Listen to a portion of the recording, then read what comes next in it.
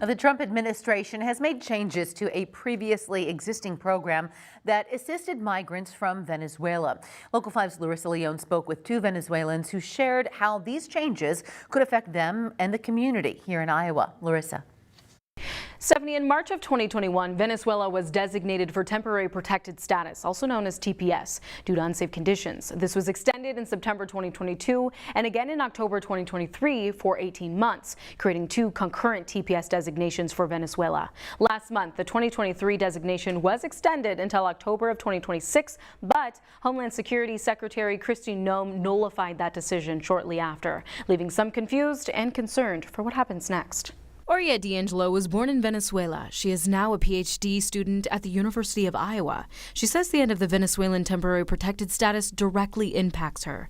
After losing her international student status, she is now working with the university to gain it back. If the change of status does not happen before my employment authorization expires, I'm not going to be able to work.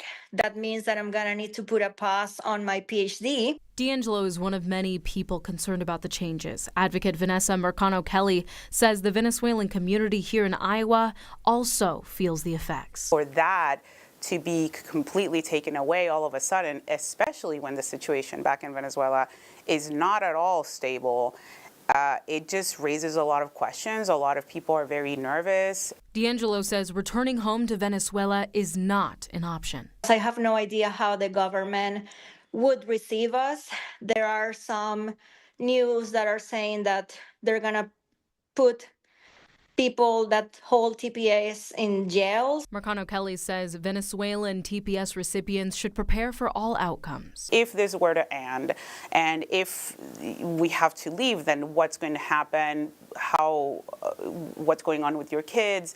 Where are you going to go? Things like that. And even with the uncertainty of what's to come, Mercano-Kelly wants immigrants affected to be aware of false information and the rumor mill. She recommends keeping up with the news, connecting with attorneys, and partaking in Know Your Right trainings. Stephanie.